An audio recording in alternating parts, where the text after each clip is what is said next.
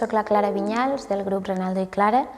i us parlaré d'una obra que per les seves dimensions i la seva forma així molt quadrada podria ser gairebé la portada d'un disc.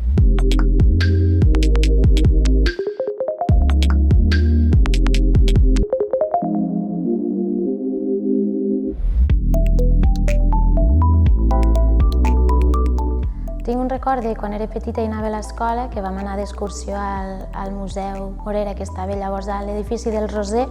i vam fer algun taller o alguna cosa relacionada, no me'n recordo exactament, relacionada amb aquesta obra de Xavier Gosé,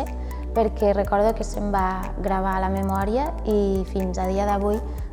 és una de les peces del museu que tinc al cap, de la col·lecció. És una obra de Xavier Gosé, que era un il·lustrador, un dibuixant que tenia... La seva família era de Lleida, tot i que crec que ell va néixer a Alcalá de Henares, i doncs va anar a Barcelona a estudiar, després se'n va anar a París, com molts de la seva època, a guanyar-se la vida, i va treballar en diverses revistes, fent il·lustracions. Al principi feia uns dibuixos més de crítica social, que després ja va passar a fer més de la societat parisina del moment, de la Belle Époque. I en general els seus dibuixos retraten aquesta vida de moltes dones, aquest luxe, aquesta vida més de la societat de llavors. I també em fa gràcia com Xavier Gosé fa aquestes cares sempre com molt grises, retrata com una societat molt luxosa, però alhora les cares sempre tenen aquest punt com molt fred, com molt lànguid tampoc, però com molt pàl·lid, molt gris.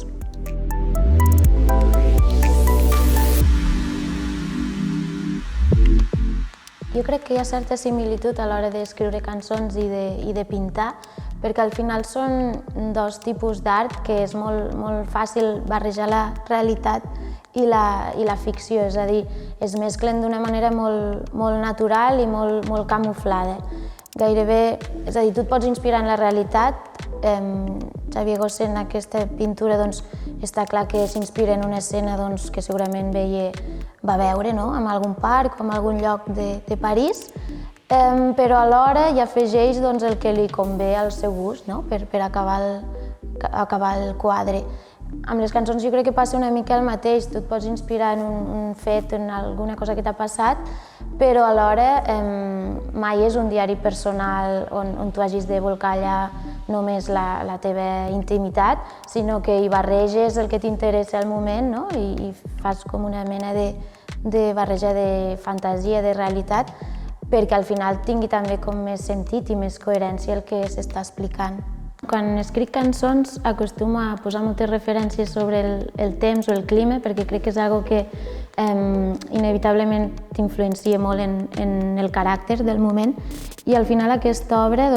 també utilitza aquest moment que està nevat, que és com que marca molt el temps, afecta molt en el dibuix, en el resultat de l'obra. Es veu això, és un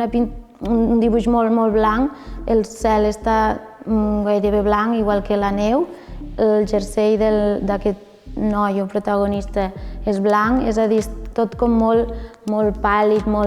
li dona aquest punt de mig trist, mig depriment que permet una mica l'hivern. És això, hi ha molt luxe en les robes, l'estètica de llavors era molt elegant, però entre les cares de les noies i del noi, quan t'hi apropes i t'hi fixes, et queda un ambient una mica enrarit, que jo crec que ho potencia això, el fet que el clima sigui tan hivernal.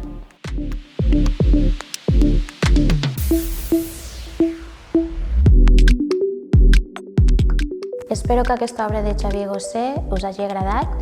i a mi m'ha fet molta il·lusió tornar a veure aquesta obra, que des de petita no l'havia tornat a veure, i al final demostra lo important que és poder anar amb l'escola a visitar un museu, així que animar a les escoles que facin aquestes visites perquè al final formen part de la teva identitat.